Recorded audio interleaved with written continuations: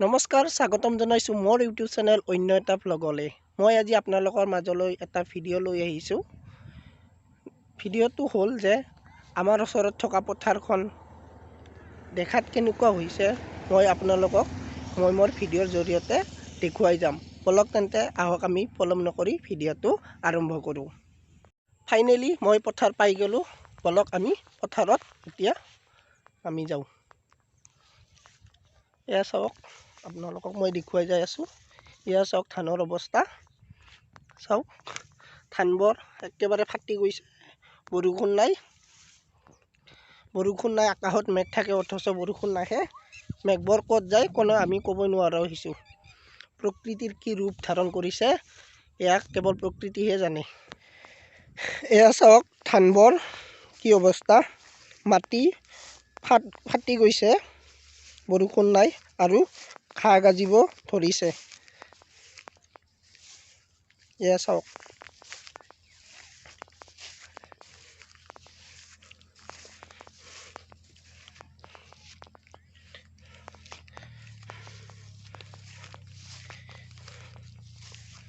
খেতিয়কৰ মূৰত টাঙন মাৰিব ধৰিছে প্ৰকৃতিয়ে।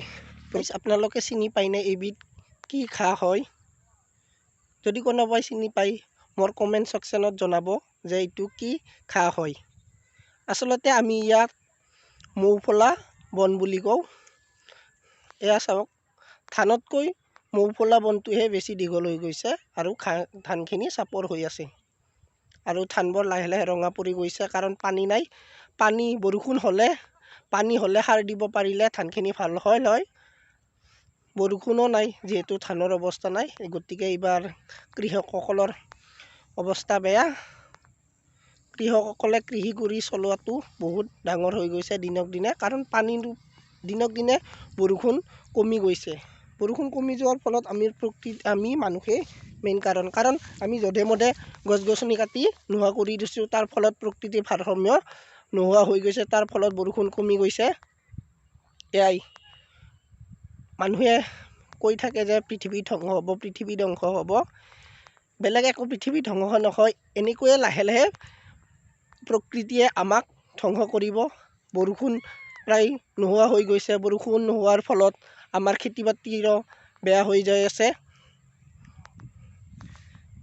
অলপকৈ তিল কৰি আমাক শেষ কৰিব প্ৰকৃতিয়ে।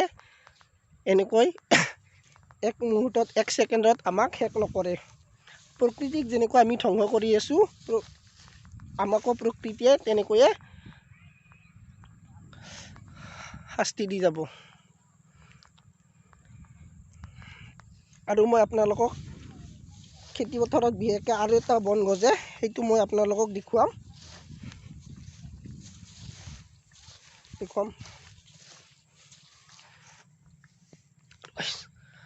আৰু আপোনালোকে এইটো চিনি পায়নে কি ঘাঁহ? এইটো ঘাঁহ হৈছে বাঁহপাতীয়া ঘাঁহ। এইটো ঘাঁহ ডেঞ্জাৰ ঘাঁহ। যেতিয়া আমি ৰোৱাৰ এসপ্তাহমান পিছত যেতিয়া আমি এই ঘাঁহবিধ উঠাই পেলাই নিদিওঁ, ধান গছবোৰ এনেকৈ খামুচি ধৰে যাতে ধান গছবোৰ সহজতে বাঢ়িব নোৱাৰে। চাওক পথাৰৰ অৱস্থা, ধানৰ পৰিৱৰ্তে ঘাঁহে দেখা গৈছে।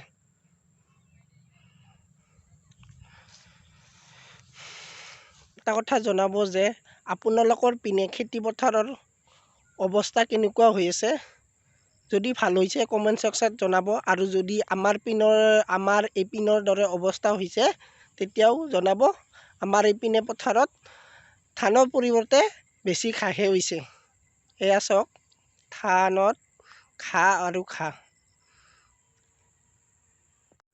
আৰু মোৰ ভিডিঅ'টো যদি ভাল লাগে লাইক কৰিব, শ্বেয়াৰ কৰিব আৰু ছাবস্ক্ৰাইব কৰিব। আৰু যিসকলে প্ৰথমবাৰৰ বাবে ভিজিট কৰিছে তেওঁলোকে প্লিজ ছাবস্ক্ৰাইব কৰিব। আপোনালোকে ছাবস্ক্ৰাইব কৰিলেহে মই আগুৱাই যাব পাৰিম। আপোনালোকে অন্য ইউটিউবাৰসকলক যেনেকৈ ছাপোৰ্ট কৰিছে মোকো তেনেকুৱাই ছাপোৰ্ট কৰক। ময়ো আপোনালোকৰ মাজত ভাল ভিডিঅ' লৈ আহিম।